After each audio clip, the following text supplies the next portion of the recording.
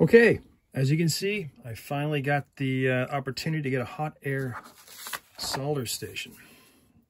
Well, if you know what these things are, you probably recognize this model. This is made by Aten in China, and it's being rebranded as Multicomp Pro, which is available for sale at the Farnell business, otherwise known as Element 14, Newark, CPC in the UK, and probably a few other places in the world. Looking forward to trying to use this. I think this model has everything I need for the reasonable price. These things can get expensive, and they make some pretty cheap ones as well. But yeah, first impressions just pulling out of the box. It's quite nice. Heavy-duty plastic, obviously thermally stable. Heating element and so on. A couple of presets that you can have for different temperatures, temperature up, temperature down, air volume down and on, off, and what have you. And I got some nozzles that come in the box, so like large ones, 12 mil down to, I think 5 mil is the smallest one. And this is a ground cable that goes in the back of the set, so you clip it to something, the work that you're using or whatever, to kind of ground everything out. What else did I get in the goodie bag? When I ordered this, I did also let's have a look. I ordered a couple of spares, and a couple of spare 5 mil nozzles. They were only a couple of quid each. They're pretty cheap, but I took the advantage of getting one, and I just flattened down the tip. I don't know if you can see that. That was a 5 mil tip. I put a 2.5 mil drill bit inside, and then I just trimmed it down squeezed it down with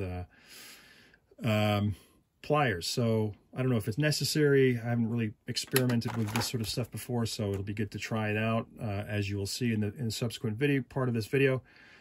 And yeah, we'll see if that narrow restriction helps compared to, let's say, the 5 mil, which let me show you for comparison. There you go. It's a standard 5 mil, and there's my restricted version.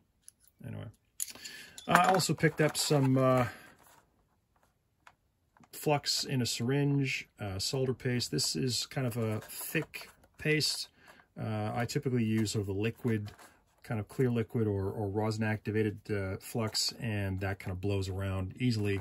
It's certainly good for a soldering iron, but when you're using hot air and you're blowing stuff away, you need a sort of a thicker flux to stay put. Yeah, MG Chemicals. I'm not sponsored by them, but I do use them, and they're really good. Okay, in fact, I don't know if you can see this. Made in Burlington, Ontario. Well, part of it is they have a business in Burlington, Ontario. I used to live in Burlington many years ago. Lots of love for that place.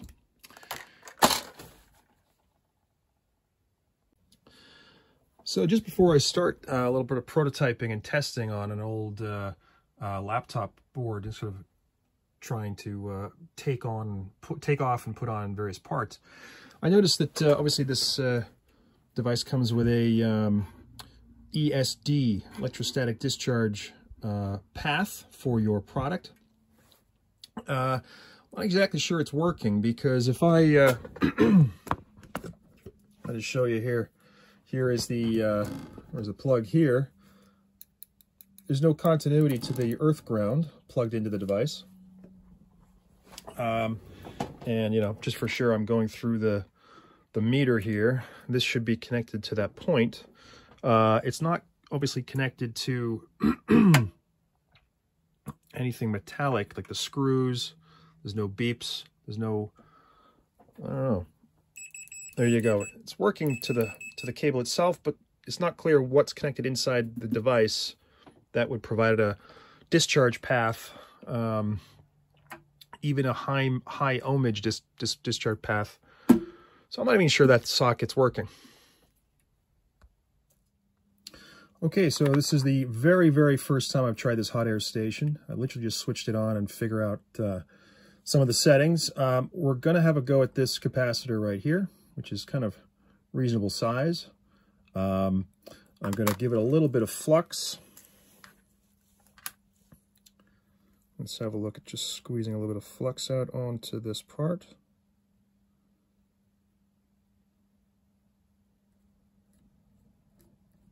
Okay, it's probably tons, more than we need. I'm going to switch on the hot air station. I'm using 300 degrees Celsius at 20% airflow with a 5mm nozzle, and we'll just see how easy or hard this is to come off. So, I think we're still in shot. Let's have a look.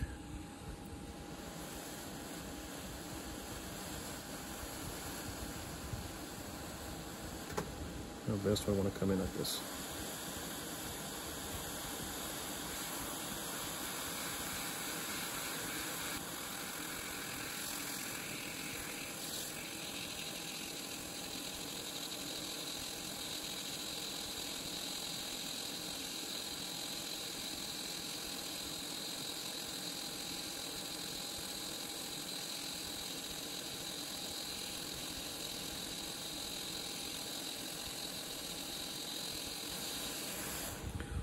Okay, obviously, just put it on, switch it off there. That is not coming off at all. So what I'm going to do is I'm going to increase the heat and see what happens. Yeah, still stuck on. Okay, take two. Let's try and put a little blob there.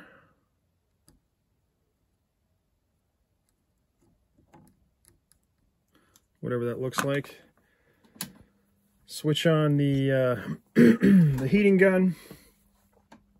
We're gonna go for, I'm just gonna dial it in here.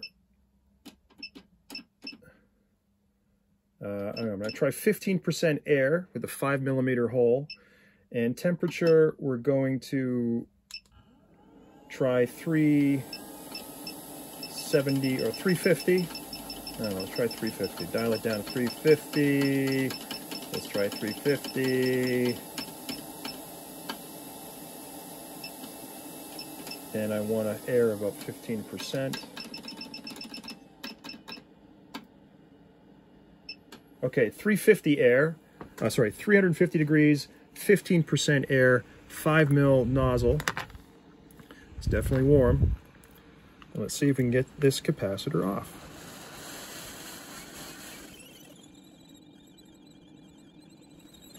This will work.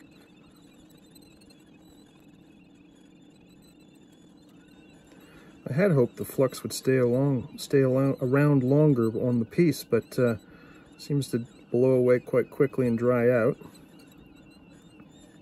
And we're not getting, oh, there you go. Okay. Put that back on the auto cooling helmet. So there you go, the part, where's the camera? Here, is now off. Okay. And it looks like it's stuck to my tweezers. Oh.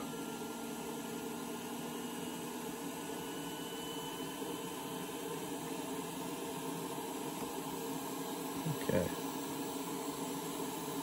Okay.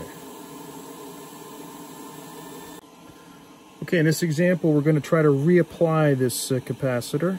I've just had an experiment off camera, and I think that makes a plausible solution. What I'm going to do is I'm going to heat the pad with the solder, get it molten, and then introduce the component in, and hopefully the surface area or the surface friction or tension should take over. So we're just going to warm up the solder.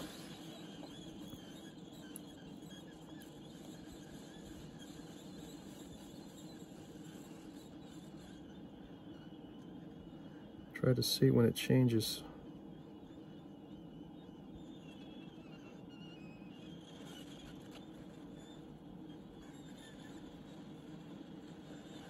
Oop, almost there.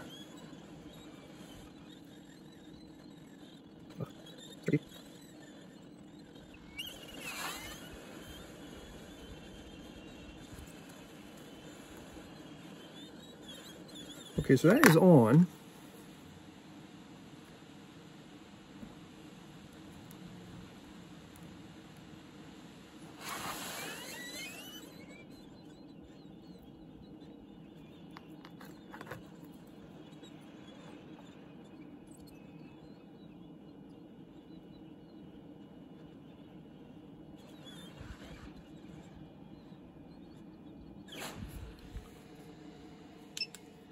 And I think that would be okay, no? It's back on. If I take a look at it, looks like it's on the pad, centralized. Yeah. So I think that might be a job well done. So we've got the piece off and the piece on. Yeah, not so easy, but doable. With 350 degrees Celsius and 15% air. May even try lower air because these pieces do fly around quite a bit. Okay, so I've done some practice off camera, and we're going to have a go at this. It could be a FET here, I suppose, on the board. I have not touched this one, so it will be a fresh attempt.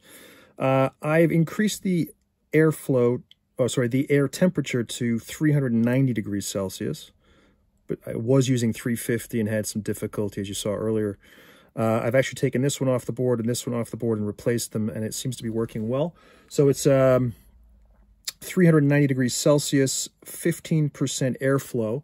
Now, the other change that I have done is the size of the nozzle for this larger piece.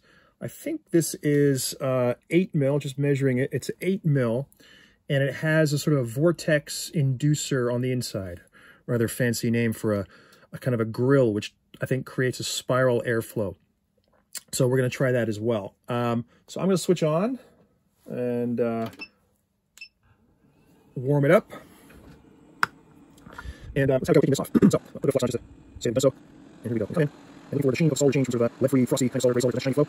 It takes like 30 seconds or something to get this board warmed up and part ready. Not quite. It'll take another 30 seconds. There we go. Well, this is live, folks.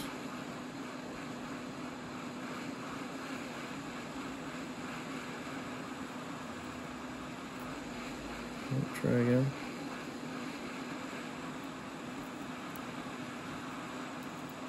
There. Okay, and I just bumped some smaller components. That is the risk. Oh, I just got it stuck on the pad here. Right, it's off. And the risk was, let's switch this off. The risk was that I touched some of these smaller components and I bumped them off the pad. Now, of course, I'd have to go and repair that if it was a working rig, and that's one of the big concerns. What I found, though, that with this lower airflow, it didn't soften the solder and then fly away. I mechanically bumped it by accident, so it's my bad. Okay, so things are still warm. I am now going to add a little bit of fresh solder to the pads. And I'm doing this with a separate solder iron, so I'm just going to go warm it up and zap it and zap it and zap it, just something like that. Okay. And then the attempt is to put it back on. Orientation is pointy bit facing down, technically called the pointy bit, I'm sure. Right, so the board is still a bit warm. I'm just going to put some more flux on. Let's be liberal with this. This stuff doesn't seem to want to flow off the syringe. Okay, again, 390 degrees Celsius, 15% airflow, and it's using the 8 mil vortex nozzle. And I'm just going to pick up the piece before we get in. Okay, so you should be able to see it's kind of in shot. I'm just going to warm this up and see if we can get that solder to soften.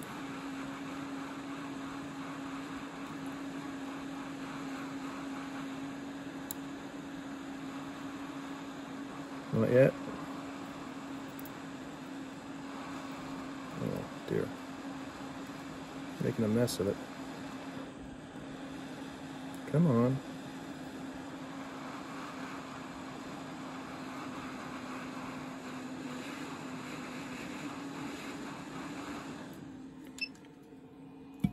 Well, it's in. It looks like there's contact. Poking and prodding. Yeah, it's on. Maybe not the perfect. I mean, this is only the second or third attempt, and you're seeing it live. But yeah, so definitely a function of higher temperature, maybe a bit more airflow over the part at a lower volume. I'm pleased that the smaller pieces didn't fly off when they were obviously softened. Yeah. Do a bit more practice off camera, and then we'll be ready to tackle the board repair. Repairing a portable hard drive, I want to get the data off this drive, basically to make it functional again. And the problem is that the connector here is intermittent and is problematic when trying to copy data off the file.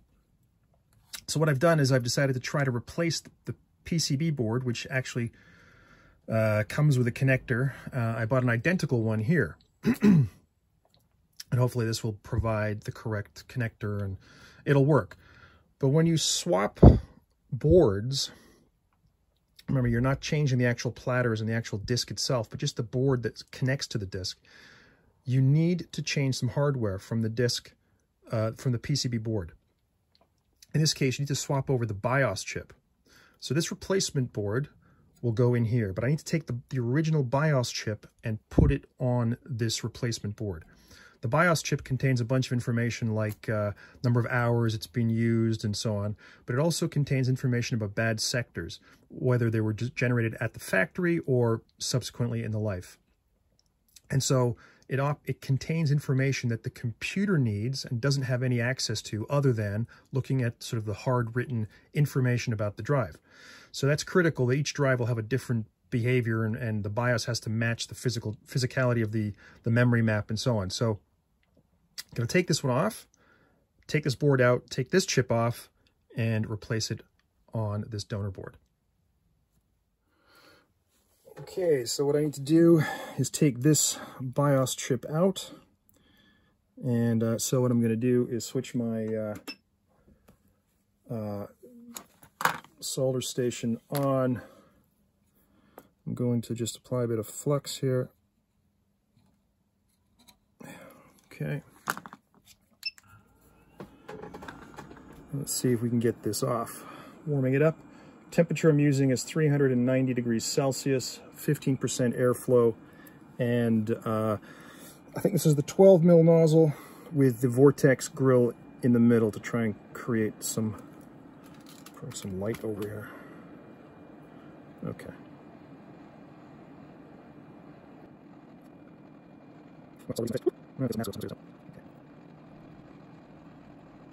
Which way you want to push the chip if you want to push it. Just going to push it away. Okay. That came off quickly. It's upside down. No other points damaged. And yeah, that is the unwanted BIOS chip for the donor board. While I'm here and the board is still warm, I'm going to drop a little bit of replacement solder. Just get the solder. And I'm just going to run a little bit of solder on the board. Yeah. Okay. Just to replace it. So let's do this.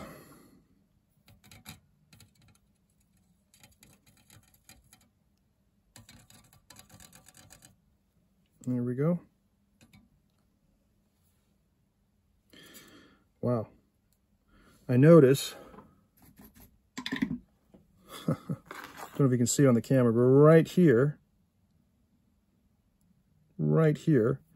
is a tiny little capacitor. Well, clearly something to do with the power supply. It's still in place, which is a great sign. The fan didn't blow it away, and I didn't bump it dramatically with the soldering iron. So that is now waiting for the replacement BIOS from the original board. Okay, I've got the piece ready to go in best I can. Let's get some heat on those solder joints and see what happens.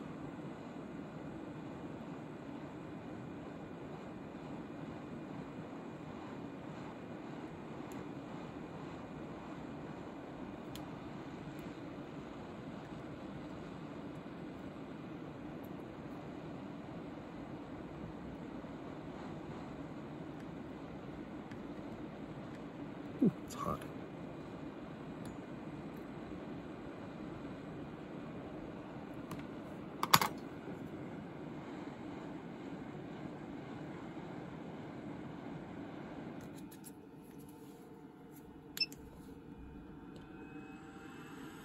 I think that looks okay.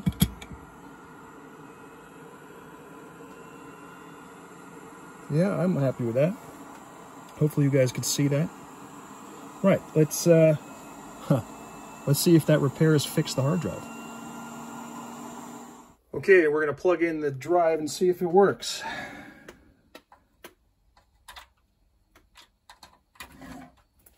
Ooh, there's a light. It's flashing. Hallelujah! It works! God damn it, I'm a genius.